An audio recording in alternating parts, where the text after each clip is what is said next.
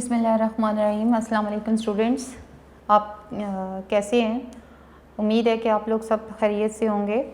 आज हम अपना जो बायोलॉजी का 8th क्लास का जो सब्जेक्ट है उसका चैप्टर नंबर 2 जो है उसको पूरा कंप्लीट करेंगे और उसके बाद चैप्टर नंबर 3 जो है वो स्टार्ट करेंगे। और आज का टॉपिक हमारा जो है वो binomial system of naming species के बारे में है और वायरसेस के बारे में है, जो कि हमारे लास्ट टॉपिक्स हैं 2nd चैप्टर के। तो बेटा आएँ आप स्टार्ट करते हैं हम अपना आज का लेक्चर। बेटा आज का 5th लेक्चर जो है वो स्टार्ट करने से पहले पिछले आज लेक्चर जो है थोड़ा सा रिवाइज़ कर लेते हैं, जो कि टेक्सोनोमिक हायरार्की के बारे में था। आप लोगों में इसमें पढ़ा था कि जो ऑर्गेनिज़म्स हैं उनको हमने डिफरेंट ग्रुप्स में क्लासीफाई कर दिया हुआ है।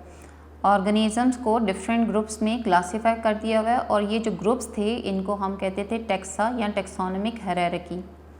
और जब ये टेक्सा जो हैं ये in the form of a ladder arrange होते हैं तो इसको हम कहते हैं टेक्सोनोमिक हायरार्की। और तमाम लिविंग ऑर्गेनिज़म्स को हमने डिवाइड किया था इनटू 5 किंगडम्स। और सबसे बड़ा जो हमारे पास टेक्सॉन होता है वो कौन सा है? किंगडम है। और किंगडम को on the basis of similar characters हमने छोटे टेक्सॉन में डिवाइड कर दिया था, क्लासीफाई कर दिया था। किंगडम से जो छोटा वाला रैंक था दैट इज़ फाइलम, जो कि यूज़ होता था एनिमल्स के लिए, और डिवीजन जो है वो यूज़ होता था वर्ड, प्लांट्स और फंजाई के लिए। फिर फाइलम को फर्दर डिवाइड किया into class, order, family, genus and species. और आपको बताया था कि स्पीशीज़ क्या होते हैं? जो एक जैसे ऑर्गेनिजम्स होते हैं, same organisms, they are known as species. जैसे कि human beings, all human beings belongs to same one species. और इस तरह से जब जो मिलती जुलती स्पीशीज़ होती हैं उनको हम मिला के एक बड़ी कैटेगरी में रख देते थे, दैट इज़ जीनस। जो एक जैसे जीनस होते थे उनको हम बड़ी कैटेगरी दैट इज़ फैमिली में रखते थे, और जो एक जैसी फैमिली होती थी, इंटर रिलेटेड फैमिलीज़, उसको हम मिला के ऑर्डर में रखते थे। और ऑर्डर जो हैं जो एक जैसे ऑर्डर्स थे, सिमिलर ऑर्डर्स जो हैं उनको मिला के हमारे पास क्या बनता था? क्लास। और जो क्लास एक दूसरे से रिलेट करती थी, इंटर रिलेटेड क्लासेस जो हैं उनको मिला के हम एक बड़ा ग्रुप बना देते, दैट इज़ फाइलम। तो हमारे पास ये टेक्सोनोमिक हायरार्की है जिसमें टेक्सा जो हैं वो in the form of ladder arrange हुए हुए हैं। सबसे जो लार्जेस्ट, जो बिगेस्ट जो टेक्सॉन है वो हमारे पास किंगडम है, उससे छोटा जो है वो फाइलम है। देन हमारे पास क्लास है, फिर हमारे पास ऑर्डर है, फैमिली है, जीनस है, और लास्ट में हमारे पास स्पीशीज़ है। और जैसे जैसे आप टेक्सोनोमिक हायरार्की में नीचे की तरफ आते हो वैसे वैसे ऑर्गेनिज़म्स के दरमियान में सिमिलैरिटीज़ ज़्यादा मिलती हैं आप लोगों को। फिर आप लोगों ने सिस्टम ऑफ क्लासिफिकेशन के बारे में पढ़ा था कि आप लोगों के पास बायोलॉजिस्ट जो हैं उनको क्या चीज़ चाहिए थी? They need a system which provide maximum knowledge about the basic differences and similarities among different organisms. और इसके लिए सबसे पहले ऑर्गेनिज़म्स को हमने डिवाइड किया था इनटू 2 किंगडम्स में, जिसको हम 2 किंगडम सिस्टम ऑफ क्लासिफिकेशन कहते थे, जिसके अकॉर्डिंग ऑर्गेनिज़म्स या तो प्लांट्स थे या फिर एनिमल्स थे। हमारे पास जो 2 किंगडम्स थी वो कौन सी थी? Plantae and Animalia. जितने भी ऑर्गेनिज़म्स थे वो सारे के सारे या तो वो प्लांट्स में रखे गए थे या फिर एनिमल्स में रखे गए थे, एनिमलिया किंगडम में रखे गए थे। लेकिन ये क्लासिफिकेशन सिस्टम हमारे लिए जो है वो ठीक नहीं था, ज़्यादा इन्फॉर्मेशन नहीं देता था ऑर्गेनिज़म्स के दरमियान में। तो फिर हमारे पास क्या हुआ कि एक एक जो है नया सिस्टम आया था क्लासिफिकेशन का, that is 3 kingdom system of classification. इसके अकॉर्डिंग हमारे पास 3 किंगडम्स थी, एक प्लांटी थी, एक एनिमलिया थी, और एक जो थी वो प्रोटिस्टा थी। तो जो ऑर्गेनिज़म प्लांट्स और एनिमल में फिट नहीं होते थे वो हमने प्रोटिस्टा किंगडम में रख दिए थे। लेकिन ये वाला सिस्टम भी हमारे पास इतना ज़्यादा सूटेबल नहीं था, क्योंकि इसमें भी ऑर्गेनिज़म्स के दरमियान में डिफरेंसेस और सिमिलैरिटीज़ का ज़्यादा पता नहीं चलता था। तो अब जो हमारे पास सिस्टम है जो हम पढ़ते हैं वो कौन सा है? 5 किंगडम सिस्टम ऑफ क्लासिफिकेशन। इसके अकॉर्डिंग हमने ऑर्गेनिज़म्स को डिवाइड कर दिया है इनटू 5 किंगडम्स में। और सबसे पहला किंगडम हमारे पास मोनेरा, फिर प्रोटिस्टा, फिर फंजाई, फिर प्लांटी और फिर एनिमलिया था। मोनेरन्स में आप लोगों ने पढ़ा था कि इस किंगडम में जितने भी ऑर्गेनिजम्स होते हैं वो प्रोकैरियोटिक होते हैं। प्रोकैरियोटिक वो थे जिनके अंदर definite membrane bounded nucleus present नहीं होता। और मोनेरास जो थे वो they are made up of single cells, एक सेल से मिलके बने होते हैं। और ये सेल्स या तो चेन की फॉर्म में अरेंज हो सकते हैं या ग्रुप्स की फॉर्म में या कॉलोनीज़ की फॉर्म में। प्रोकैरियोटिक सेल्स जो हैं वो इंटायरली डिफरेंट होते हैं फ्रॉम यूकैरियोटिक सेल्स से, और ये हेट्रोट्रॉफिक होते हैं। ज़्यादातर क्या होते हैं ये हेट्रोट्रॉफिक, मतलब ये अपनी फूड खुद प्रिपेयर नहीं कर सकते थे। लेकिन कुछ जो हैं वो ऑटोट्रॉफ थे क्योंकि उनके अंदर क्लोरोफिल थी और वो फोटोसिंथेसिस करके अपनी फूड बना लेते थे, क्योंकि मोस्टली दे आर हेट्रोट्रॉफिक। और इसमें दो तरह के ऑर्गेनिजम्स थे, बैक्टीरिया एंड साइनोबैक्टीरिया। फिर बेटा आप लोगों ने दूसरी किंगडम के बारे में पढ़ा था, दैट इज़ प्रोटिस्टा। प्रोटिस्टा जो है, अच्छा सिर्फ और सिर्फ हमारे पास मोनेरा जो थी वो यूकैरियोटिक थी। बाकी जो 4 किंगडम्स हैं हमारे पास, प्रोटिस्टा, एनिमेलिया, फंजाई और प्लांटी, ये चारों जो है इसमें जो ऑर्गेनिजम्स होते हैं वो यूकैरियोटिक होते हैं। और प्रोटिस्टा में यूनिसेलुलर ऑर्गेनिजम्स भी होते हैं और सिंपल मल्टीसेलुलर ऑर्गेनिजम्स भी हैं। और प्रोटिस्टा को हमने डिवाइड किया था इंटू 3 मेन टाइप्स में, जो कि कौन कौन सी थी, algae, protozoans and fungi like protist. Algae जो थी वो प्लांट लाइक प्रोटिस्ट है, प्लांट की तरह की होती है। ये यूनिसेलुलर होती है, कॉलोनी की फॉर्म में भी रहती है और ये मल्टीसेलुलर भी हो सकती है। सिंपल मल्टीसेलुलर का मतलब क्या था कि इसके अंदर ना तो एम्ब्रियो फॉर्मेशन होती है और ना ही इसके सेक्स ऑर्गन्स मल्टीसेलुलर होते हैं। और ये दोनों कैरेक्टर मैंने आपको बताया था कि किसके होते हैं, आपके पास ये दोनों कैरेक्टर्स प्लांट्स के होते हैं। उनके अंदर मल्टीसेलुलर सेक्स ऑर्गन्स होते हैं और उनके अंदर एम्ब्रियो भी बनता है। लेकिन प्लांट्स के अंदर ये दोनों एल्गी के अंदर ये दोनों कैरेक्टर्स नहीं होते। And this is the difference between algae and a plant, कि एल्गी के अंदर मल्टीसेलुलर सेक्स ऑर्गन्स नहीं हैं और ना ही वो एम्ब्रियो बनाते हैं, लेकिन प्लांट ये दोनों काम करते हैं। फिर प्रोटोजोन्स थे। प्रोटोजोन्स एनिमल की तरह के थे, और एनिमल की तरह का उनका कौन सा करेक्टर था कि इनके अंदर क्लोरोफिल नहीं होती है, ये अपना फूड नहीं बना सकते, they are dependent on other organisms. और दूसरा करेक्टर था कि इनके अंदर सेल वॉल नहीं होती है। और तीसरी तरह के जो थे वो कौन से थे, फंजाई लाइक प्रोटिस्ट थे, they are similar to the fungi. उसके बाद फिर आप लोगों ने किंगडम फंजाई पढ़ी थी। किंगडम फंजाई में आप लोगों के पास मल्टी सेलुलर ऑर्गेनिजम्स थे जो कि यूकैरियोटिक होते हैं, हेट्रोट्रॉफ होते हैं, मतलब ये अपनी फूड खुद प्रिपेयर नहीं कर सकते। और हेट्रोट्रॉफिक में भी इनका मोड ऑफ न्यूट्रिशन क्या था, एब्जॉर्प्शन करते हैं ये। They live on organic matter, और जिस भी ऑर्गेनिक मैटर के ऊपर ये लगे होते हैं सबसे पहले अपने अंदर से special type of digestive enzymes secrete करते हैं उस सब्सटेंस के ऊपर। और वो जो है वो जो एंजाइम्स थे वो उस चीज़ को डिकम्पोज कर देते थे, उस चीज़ को गला सड़ा देते थे, उसको कन्वर्ट कर देते थे इनटू सिंपल सब्सटेंसेस, और फिर ये उस चीज़ को एब्जॉर्ब कर लेते थे। इसलिए इसको इसका जो मोड ऑफ न्यूट्रिशन है वो एब्जॉर्प्शन है। और इनको डिकम्पोजर्स भी हम कहते हैं क्योंकि ये चीज़ों को डिकम्पोज कर देते हैं, तोड़ फोड़ देते हैं। उसके बाद हमारे पास था किंगडम प्लांटी। किंगडम प्लांटी जो है वो हमारे पास कौन सा है, इसमें वो ऑर्गेनिजम्स हैं जो कि यूकैरियोटिक हैं, मल्टी सेलुलर हैं, और प्लांट्स जो हैं वो ऑटोट्रॉफिक होते हैं क्योंकि इसके अंदर क्लोरोफिल होती है, तो ये अपनी फूड खुद बनाती हैं by the process of photosynthesis. Plants जो हैं उनके अंदर मल्टी सेलुलर सेक्स ऑर्गन्स होते हैं और ये एम्ब्रियो फॉर्मेशन करते हैं ड्यूरिंग देयर लाइफ साइकिल। और प्लांट्स को हमने फिर फर्दर जो है वो ग्रुप्स में डिवाइड किया हुआ है, फर्न्स, मॉसेस और फ्लावरिंग प्लांट्स थे। फिर हमारे पास किंगडम एनिमेलिया था। किंगडम एनिमेलिया में मल्टी सेलुलर ऑर्गेनिजम्स होते हैं जो कि यूकैरियोट्स होते हैं और ये कंज्यूमर्स होते हैं। कंज्यूमर्स मीन्स जो कि फूड को कंज्यूम करते हैं, जो फूड खुद बना नहीं सकते, ऑटोट्रॉफ नहीं होते हैं, ये हेट्रोट्रॉफ होते हैं और हेट्रोट्रॉफर में कंज्यूमर्स होते हैं। एनिमल्स जो हैं ये अपनी फूड को डाइजेस्ट करते हैं इन देयर स्पेशलाइज्ड कैविटी। इनके अंदर स्पेशल तरह की कैविटीज़ होती हैं, जैसे स्टमक होता है, स्मॉल इंटेस्टाइन होता है, वहाँ पे ये अपनी फूड को डाइजेस्ट करते हैं। फंजाई में तो था ना कि वो बाहर अपनी एंजाइम्स को सिक्रीट करते थे और उस चीज़ को पहले जो है वो डिकम्पोज करते थे और फिर उसको एब्जॉर्ब करते थे। लेकिन जो एनिमल्स होते हैं उनमें डाइजेस्टिव एंजाइम्स जो हैं वो उनकी स्पेशलाइज्ड कैविटी में होते हैं, यानी स्टमक वगैरह में, स्मॉल इंटेस्टाइन में होते हैं, और ये फिर वहाँ से जो है वो अपनी फूड को जो है वो डिकम्पोज करते हैं, उसको सिंपल सब्सटेंसेस में कन्वर्ट करते हैं और फिर उसको यूटिलाइज़ करते हैं। और इसके अंदर सेल वॉल नहीं होती थी और ये मूवमेंट शो करते थे।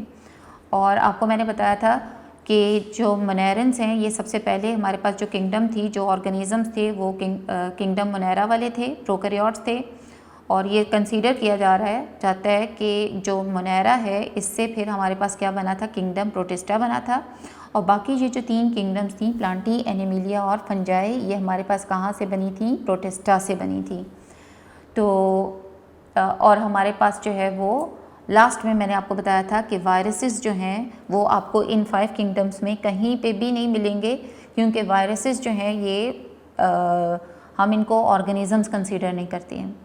ये एक बाउंड्री लाइन है between living and non living world के, तो इसको हम ऑर्गेनिज्म में ऑर्गेनिजम्स का हमने इसको रैंक नहीं दिया हुआ, ये हम इसको सेल या ऑर्गेनिज्म कंसीडर नहीं करते हैं, तो इसको हमने 5 किंगडम में कहीं पे भी नहीं रखा हुआ। ये हमारा जो था वो लास्ट लेक्चर था जो हमने पिछला स्टडी किया था। आज जो हमारा लेक्चर स्टार्ट है वो है binomial system of naming species. हमारे पास जो है वो ऑर्गेनिजम्स के बहुत ज़्यादा कॉमन नेम्स होते हैं। जैसे आप लोग देखो, इंसान उर्दू में हम कहते हैं इंसान, इंग्लिश में हम कहते हैं ह्यूमंस, अरबी में हम कहते हैं बशर। तो हर लैंग्वेज में ऑर्गेनिज़म का एक स्पेसिफिक नाम होता है। और हमारे जो है पाकिस्तान में भी आप देख लो तो डिफरेंट जो हमारी वो होंगे, सिंध में जो है वो कुछ और वर्ड यूज़ होता होगा चीज़ों के लिए, जो है पंजाब में कुछ और यूज़ होता होगा। विद इन अ कंट्री भी जो है वो एक ही जो है ऑर्गेनिज़म उसके डिफरेंट नाम होते होंगे। तो इस तरह से पूरी वर्ल्ड में देखो तो पता नहीं कितने नाम होते होंगे ऑर्गेनिजम्स के। इन जो नाम हैं, ये जो नाम होते थे, इनकी वजह से कन्फ्यूजन होती थी। मतलब आप अगर एक जो है वो अरब में जाके जो है वो इंसान बोलो तो किसी को भी पता नहीं चलेगा कि आप किसके बारे में बात कर रहे हैं, क्योंकि ये उनकी लैंग्वेज का वर्ड ही नहीं था। इसी तरह से अगर आप अमेरिका में जाके इंसान बोलो या बशर बोलो तो उनको भी नहीं पता चलेगा। तो ये जो कॉमन नेम्स हैं ना, इनकी वजह से काफ़ी प्रॉब्लम्स होती थी, कन्फ्यूजन्स होती थी। इन कन्फ्यूजन्स को दूर करने के लिए एक साइंटिस्ट था जिसका नाम था लिनियस। उसने क्या किया, ही used Latin names consisting of 2 parts. उसने क्या किया, हर ऑर्गेनिज्म को एक ख़ास नाम दिया, लैटिन नेम्स दिए। और ये नेम्स जो हैं ये 2 पार्ट पे कंसिस्ट कर रहे हैं। Binomial, by means 2, नोमियल means name. तो लिनियस ने क्या किया था, ऑर्गेनिजम्स को स्पेशल नाम दिए थे, लैटिन नेम्स दिए थे जो कि 2 पार्ट्स पे कंसिस्ट करते हैं, इसीलिए इसको बाइनोमियल सिस्टम कहते हैं। हर ऑर्गेनिज्म को लिनियस ने क्या किया, लैटिन नेम्स दिए विच कंसिस्ट ऑन 2 पार्ट्स, एक जो था 2 पार्ट्स, तो इसलिए इसको क्या कहते हैं, binomial system of naming classification. अच्छा जी, this procedure of naming is called binomial system. इसके कुछ रूल्स हैं। इसका ये रूल है कि ये जो पहला नाम होता है ना, 2 नाम है ना, अभी आपको मैंने कहा कि ये लिनियस ने क्या किया, हर ऑर्गेनिजम्स को एक नाम दिया जो कि 2 पार्ट्स पे कंसिस्ट कर रहा है। तो जो पहला पार्ट था वो जेनरिक नेम होता है, जीनस से बिलोंग करता है। The first part refers to the genus name, और इसको हमेशा जो है वो कैपिटल लेटर्स में लिखते हैं। जब भी जेनरिक नेम लिखेंगे वो सबसे पहले लिखेंगे और इसको कैपिटल वर्ड्स से स्टार्ट करेंगे। और जो सेकंड पार्ट होता है वो हमेशा कौन सा होता है, वो स्पीशीज़ नेम होता है, और it starts with a small letters. जैसे कि यहाँ पे आप लोग देखो तो हमारे पास कॉमन नेम है फ्रॉग। फ्रॉग का साइंटिफिक नेम जो है वो राना टिग्रीना है। तो राना जो है वो क्या होगा, वो जेनरिक नेम होगा, और जो टिग्रीना है दैट इज़ स्पीशीज़ नेम। और जेनरिक नेम मैंने आपको कहा था कि हमेशा उसको स्टार्ट करेंगे कैपिटल से। तो यहाँ पे देखो आर जो है वो कैपिटल है, और जो स्पीशीज़ नेम है उसको हमेशा स्मॉल लेटर से जो है वो स्टार्ट करेंगे, तो टिग्रीना का टी हमेशा छोटा आएगा। तो ये कुछ यहाँ पे ऑर्गेनिजम्स हैं जिनके साइंटिफिक नेम्स आपको मैं बताती हूँ। कॉमन नेम जैसे हमारे पास फ्रॉग का मैंने आपको बताया राना टिग्रीना, साइंटिफिक नेम है इसका। इंसान जो होते हैं, ह्यूमंस जो होते हैं, मैन जो है उसको क्या कहते हैं, होमो सेपियन। अनियन को कहते हैं इलियम सीपा। सी स्टार जो है वो हमारे पास एस्टेरियस रिबन्स। हाउस क्रो को हम कहते हैं कार्वेलस स्प्लेंडेंस, और मस्टर्ड को हम कहते हैं ब्रासिका कैम्पेस्ट्रस। तो ये हमारे पास जो है वो क्या है, binomial system of naming species. मतलब आपको पहले बताया था कि कॉमन नेम से काफ़ी प्रॉब्लम्स होती हैं, कन्फ्यूजन्स होती हैं, हम अंडरस्टैंड नहीं कर सकते। डिफरेंट लैंग्वेजेस में डिफरेंट जो है एक ही चीज़ के डिफरेंट नेम्स होते हैं, तो हम उनको नहीं पता चल सकता कि किस चीज़ के बारे में हम बोल रहे हैं। तो उस कन्फ्यूजन को दूर करने के लिए लिनियस ने क्या किया था, हर ऑर्गेनिज्म को लैटिन नेम्स दिए थे which consist on 2 parts. First part जो था वो क्या था, वो जेनरिक नेम होता है, और सेकंड पार्ट जो है वो कौन सा होता है, स्पीशीज़ नेम का। और जेनरिक नेम हमेशा हम स्टार्ट करते हैं विथ कैपिटल लेटर, और स्पीशीज़ नेम जो है वो हम स्टार्ट करते हैं विथ स्मॉल लेटर्स। क्लियर हो गया? ये हमारे पास binomial system of naming species था। बाइनोमियल नाम से पता चल रहा है, bi means two, nomial mean name. हर ऑर्गेनिज्म को नाम देना है, एक ख़ास नाम देना है जो बाइनोमियल होगा, मतलब 2 पार्ट्स पे कंसिस्ट करता होगा। फर्स्ट नेम जो है, फर्स्ट पार्ट जो है वो जेनरिक नेम होगा हमेशा, और सेकंड जो है वो स्पीशीज़ होगा। उसके बाद आ जाते हैं हम अपने सेकंड टॉपिक की तरफ, that is about viruses. Viruses जो हैं they are not cellular structures. ये सेलुलर स्ट्रक्चर नहीं है। मैंने आपको पहले भी बताया था कि सेल्स का रैंक हमने इसको नहीं दिया हुआ। आम सेल के अंदर आप लोग देखो, सेल वॉल होती है या सेल मेम्ब्रेन होती है, साइटोप्लाज्म होता है, उसका न्यूक्लियस होता है, माइटोकॉन्ड्रिया होता है, और भी डिफरेंट ऑर्गेनेलेज होते हैं उसके अंदर, लेकिन इसके अंदर ऐसा कुछ भी नहीं नज़र आएगा। तो हम इसको सेल का रैंक नहीं देते, हम इसको नॉट सेलुलर स्ट्रक्चर या ए सेलुलर कह लो, ए सेलुलर स्ट्रक्चर कहते हैं हम इसको। ये 2 चीज़ों से मिलकर बना होता है, न्यूक्लिक एसिड और protein. They are made up of nucleic acid and protein. और वायरसेस को हमने डिवाइड किया है इनटू 2 पार्ट्स। एक ये जो इसका आउटर पार्ट आप लोगों को नज़र आ रहा है, इसको हम कहते हैं कोट। ये जो बाहर नज़र आ रहा है ये प्रोटीन से मिलके बना होता है, ये प्रोटीन कोट। ठीक है, ये बाहर वाला होता है हमेशा प्रोटीन कोट, और एक इसका अंदर वाला स्ट्रक्चर होता है ये वाला, ये या तो डीएनए होता है या फिर ये आरएनए होता है। तो वायरसेस जो हैं they are acellular structures. A means not cellular structures, मतलब ये सेल पे कंसिस्ट नहीं कर रहे हैं। ये 2 चीज़ों से मिलके बनते हैं, nucleic acid and proteins. Viruses जो हैं इनको हमने 2 पार्ट्स में डिवाइड किया है। आउटर पार्ट जो है वो हमेशा प्रोटीन से मिलके बना होता है, और इनर पार्ट जो है वो किस चीज़ से मिलके बना है, डीएनए या फिर आरएनए से मिलके बना होता है। इसका स्टेटस क्या है? वायरसेस जो हैं इसको हम कंसीडर करते हैं as a link between living and non living things. ना तो ये लिविंग है ना ये नॉन लिविंग है, ये between living and non living है। वायरसेस जो हैं वो लिविंग ऑर्गेनिजम्स की तरह रिप्रोड्यूस कर सकते हैं। जब भी ये लिविंग बॉडी के साथ टच करते हैं तो ये उसमें जाके रिप्रोडक्शन स्टार्ट कर देते हैं, अपना नंबर इंक्रीज करना शुरू कर देते हैं। So we consider them as a living organisms, क्योंकि ये रिप्रोडक्शन का काम कर रहे हैं। लेकिन अगर ये बाहर पड़े हुए हैं तो ये in the form of crystals पड़े होंगे। जैसे आप लोगों के पास क्रिस्टल्स, शुगर जो है वो या सॉल्ट्स जो हैं वो शुगर क्रिस्टल्स की फॉर्म में होती है ना, तो ये वायरस भी क्रिस्टल्स की फॉर्म में प्रेजेंट होता है। तो ये बिहेव करता है like a non living organism या नॉन लिविंग थिंग, ऑर्गेनिज्म नहीं। तो इसको जो है फिर हम क्या कहते हैं कि it is between living and non living things. और ऑल वायरसेस जो हैं वो क्या होते हैं, वो पैरासाइट्स होते हैं। पैरासाइट्स कौन होते हैं? जो कि दूसरे ऑर्गेनिजम्स के ऊपर रहते हैं और उनसे अपना फूड और शेल्टर जो है वो लेते हैं, और इन रिटर्न उनको नुकसान देते हैं। तो सारे के सारे वायरसेस जो हैं वो क्या होते हैं, वो हमारे लिए हार्मफुल होते हैं। और ये अपनी फूड जो है वो दूसरे अपने लिविंग होस्ट से लेते हैं। सो वायरसेस जो हैं वो आप लोगों के पास क्या है कि वायरसेस ए सेलुलर स्ट्रक्चर्स हैं।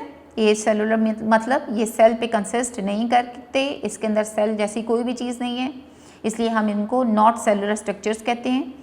न्यूक्लिक एसिड या न्यूक्लिक एसिड और प्रोटीन से मिलके बने हुए हैं। आउटर पार्ट जो है इनका वो प्रोटीन से मिलके बना हुआ है और जो इनर है वो डीएनए या आरएनए होता है। और they are between living and non living things.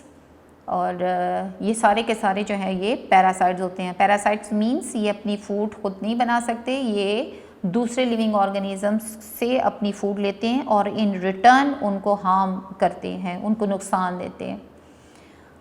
Transmission में आप लोग देखो तो इन living organisms viruses are transmitted in numbers of way. ये एयर के थ्रू आप इनहेल कर सकते हो, एयर के थ्रू आपके रेस्पिरेटरी ट्रैक में ये एंटर हो सकते हैं वायरसेस। आप लोग पोल्यूटेड फूड या वाटर जब उसकी इंटेक करते हो तो ये आप लोगों के अंदर जा सकते हैं। थ्रू इंसेक्ट्स ये आप लोगों के अंदर जा सकते हैं।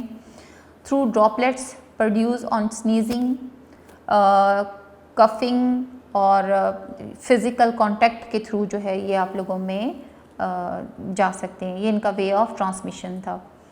उसके बाद प्लांट्स एंड वायरसेस जो हैं they may be polyhedron. Polyhedron means, poly means many, hedrons means कि इसकी बहुत सी साइड्स होती हैं। या तो ये इस तरह के होते हैं या helical type, helical means supreme की फॉर्म के, स्पाइरल ये इस तरह से होंगे, या इन्वेलप्ड होंगे। इन्वेलप मीन्स के they are surrounded by a sheet, और या फिर ये कॉम्प्लेक्स होंगे।